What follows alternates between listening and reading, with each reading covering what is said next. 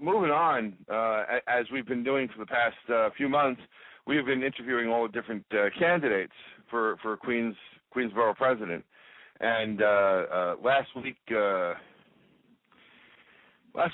interview was a little a little different, and we got some interesting feedback on that one. But this week we're very, very pleased to be joined by Mr. Tony Arcabascio, and he's a candidate for Queensborough president. And I bring him on here now. And Tony, how are we doing tonight? I'm great, Ed. Thanks for having me. I appreciate it. I've been practicing how to say your last name. Did I get it right? Absolutely. You did a wonderful job. I was very impressed. I asked my wife. She's Italian, and she was kind of schooling me through it. So how you been? I saw a note on Twitter the other night from I guess there was some kind of forum with a bunch of candidates. I was very happy to see you participating in that. How did that go? It went very well, actually. I've been very fortunate because a lot of the organizations have really worked hard to get out there and get all the candidates involved. And ever since I announced my candidacy, everyone has invited me to the forums, with the exception of one. But, outside of that, it's been really, really great. Last night was the other Monday night was good. It was interesting. We had a little bit of fireworks there between Mr. Avella and Mr. Vallone. It was reported in the papers. Mm-hmm.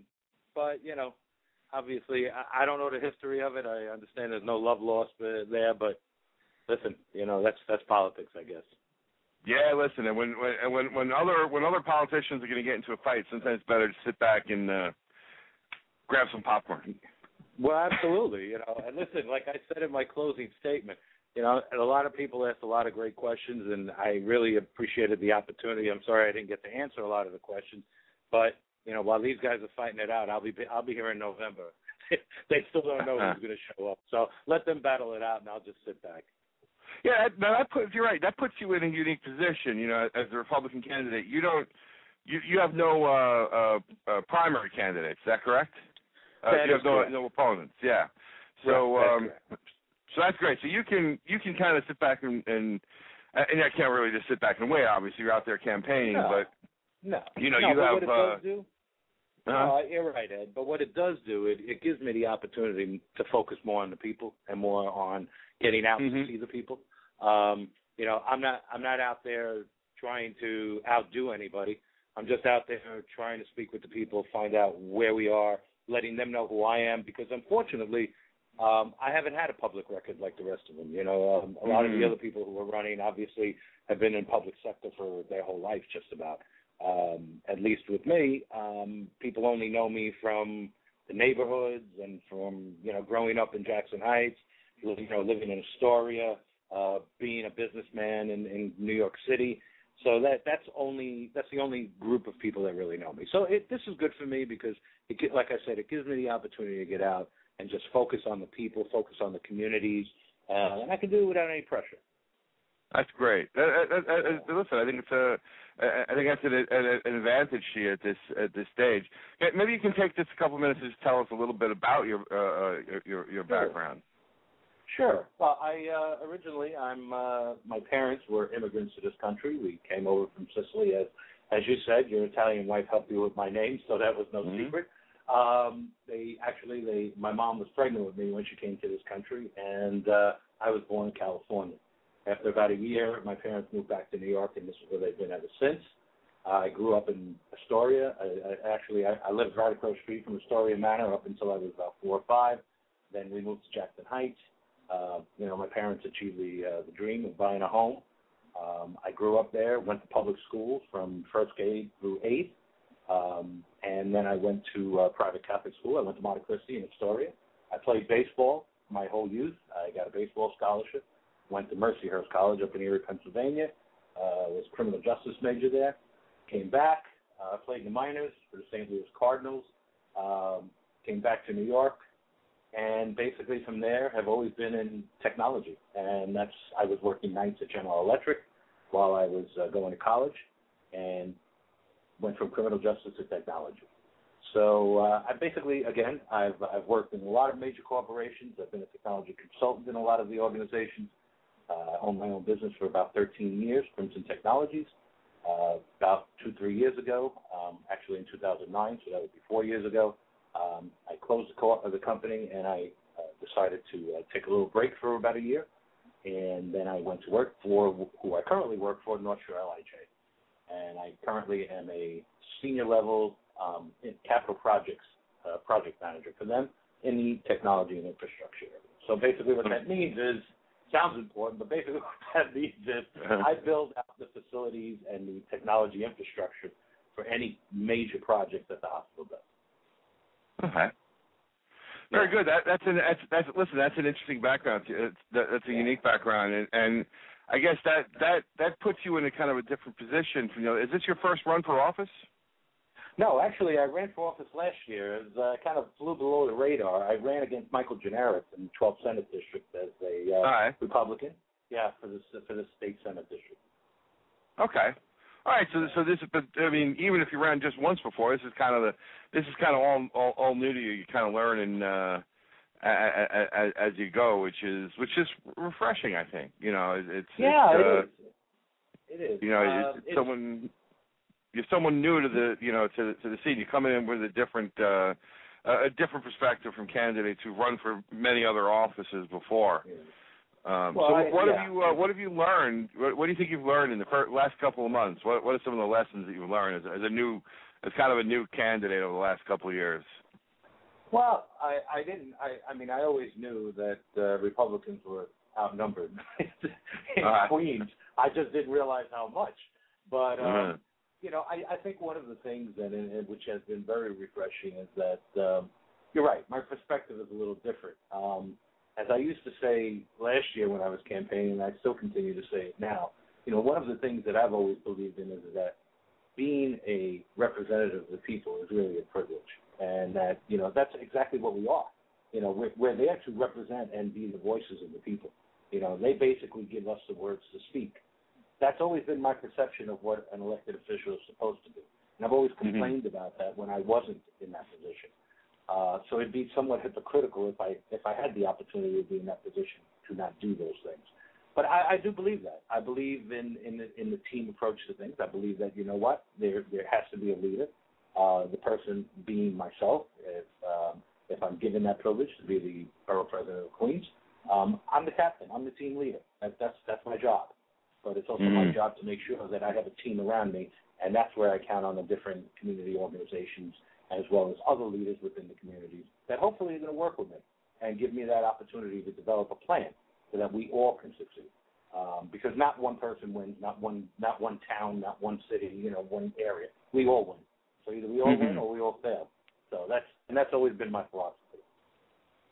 Very good, very good. Now, part of the job of the Queens Borough President is to be sort of an ambassador to the world for Queens, and so let's just say you go back home to visit your family in Italy, and you're sitting there at a sidewalk cafe, and you're having yourself an Italian ice.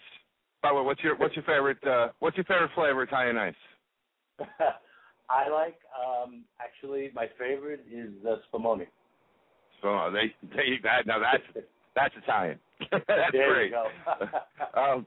And so there's a young couple there, and they're sitting there, and they're talking about they're considering visiting the United States, and they're thinking about visiting Queens, but they're not really sure, 100% sure about it.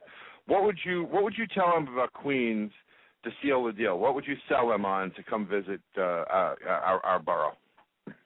Well, I'll tell you the first thing I tell them. I tell them that when they land at Kennedy Airport, that they are in New York City, and that is Queens.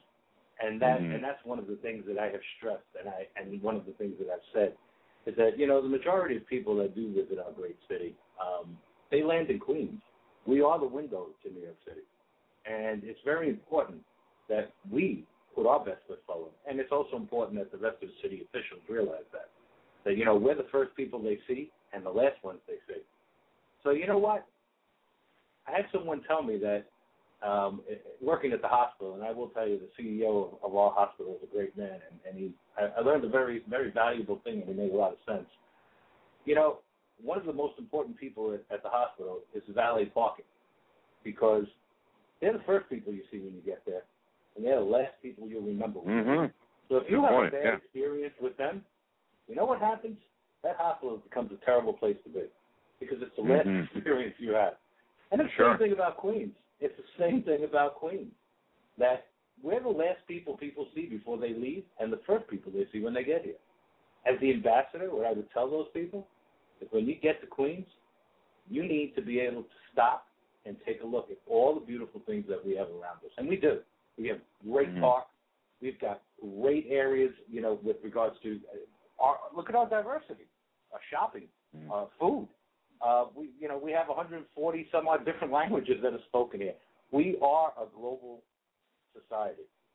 The world is here in Queens.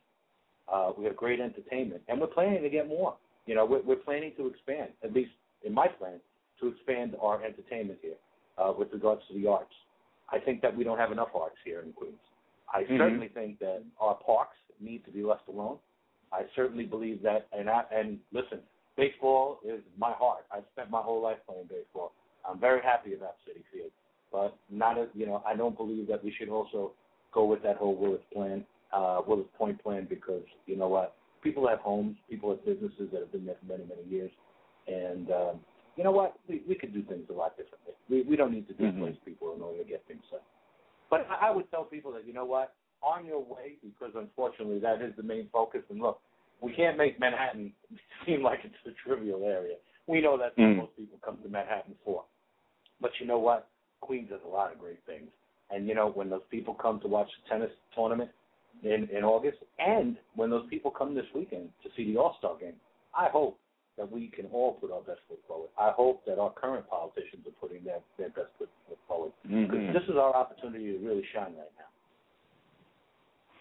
Very good. Now, you mentioned you mentioned the bringing more entertainment to Queens. I'm interested in that. What do you mean by it? Maybe you can give us some more details on that? Yeah, listen, as far as I'm concerned, I used to be a very big contributor to the Manhattan Theater Club. And, they are, I believe in the arts. I think it's one of the things that is diminishing, unfortunately, especially in the outer boroughs. You know, it seems that, listen, Manhattan is Manhattan. I'm not trying to take anything away from Manhattan. And I'm certainly not trying to take business away from Manhattan. But I don't understand why we don't have more theaters, you know, in Queens. Why we don't have more venues that we do have, that we encourage, you know, children and young adults and you know, actors that are trying to get to, you know, trying to actually hone their profession and give them a stage to work on, and yet provide an entertainment to the residents here in Queens as well, or to the visitors. You know, there are other forms of entertainment, obviously, because now they're talking about the soccer stadium. And as you know, as I said very clearly, and I will continue to say, Flushing Meadows is the landmark of Queens. I have no intention of giving away any more land at Flushing Meadows. I think the land that was given away should have absolutely been negotiated differently, because it's a shame that we have given away the land that we have to the people we have and gotten virtually nothing back in return. And that's a shame. It really is. But as far as the soccer stadium, listen, I don't want to see it in the Bronx. You know, they have Yankee Stadium. That's enough. I want to see it in Queens. And believe me, we can find a good place for it, because that's probably the only way we'll ever get our football team back. And, yeah, I'm a sports guy, and I know how much revenue is derived from those sports. And I know how much it does just for the, you know, for people, for the pride of people, to have a hometown team that they can cheer for. So you know what? I'll find a place in Queens for that soccer stadium.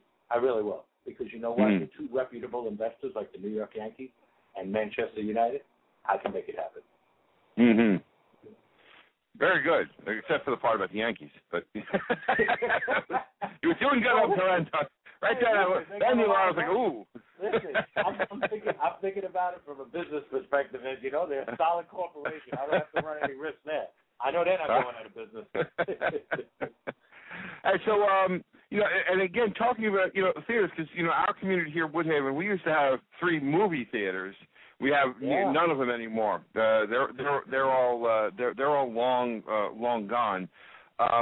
how would it work to actually bring more theaters to communities like ourselves, where that would almost function also as a town hall, if you would, someplace that people could go. We don't have anything like that any place, not only just in our community but the surrounding communities. It's something that seems to be really missing, that gathering spot that's kind of a public place.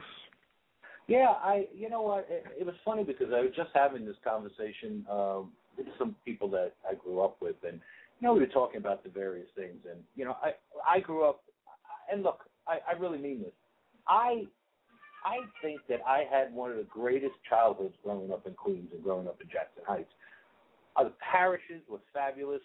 They gave us opportunities, with drum and bugle corps in the different parishes. We played CYO baseball. There were other local, baseball organizations like Elm Jack and all. And you know what? I look around and I see and the drum and bugle corps are gone. They're not around anymore. And I know that people say it's because of funding. You know what? Those were things that taught kids and taught people like myself growing up and children like myself in my neighborhood, taught us a sense of, of pride, of wanting to work together. And a sense of, and we learned something. Listen, we learned how to read music. We learned how to play musical instruments. And we traveled, even though we were traveling to different parts of Queens or Brooklyn or the Bronx or wherever it was for competitions. It kind of pumped you up. You knew you were getting on a bus. You were going to go play somewhere. You were going to compete, and then when you came home and you won, you got to march around the school a couple of times and the neighbors would all be out and they'd all be cheering for you. These things are gone. These things are gone. And just like you're talking about the movie theaters, those things are gone. And you know what? I understand with technology that things are changing. People don't have to go to the movies anymore. They can sit at home. They can watch Netflix. They can sit at home. They can watch things on demand. I know things have changed. But we need to take those venues, and even if we can't use them for what their original purposes were, maybe we can do that. Maybe we can bring back orchestras, and maybe we can bring back entertainment. Maybe we can bring back, summer theater, and things of that nature. Look, it doesn't have to be a 12-month-a-year, 7-day-a-week thing. It has to give people the ability to be proud, to go out, to just enjoy themselves, to bring back that time in their life where, there was that sense of camaraderie, there was that sense of neighborhood. Because right now, that's really lacking. It's really lacking. Yeah, you're right, absolutely right about that. So listen, I want to thank you so much for calling in, and we would love to have you back on when we get closer to the race, and when you actually have your opponent on the other side, maybe we can get both of you on, and wish you the best of luck out there. And again, thanks for calling in. Ed, it's my pleasure, and believe me, whenever you want me on, you just give me a call. I appreciate it. Thanks, Don. I appreciate it. Thank you. Take care. You too. Take care. Bye-bye. Bye-bye. Bye. That's Tony Arcabascio calling in, the Republican candidate for Queensboro president, and he's got himself a clear path to the final election there, and we'll see if we can get him back on when the other side has it narrowed down to one. Well, wouldn't it be great if we could get both of them on at the same time? Get a little, almost like a little debate going. That'd be nice. So I want to thank him for calling in.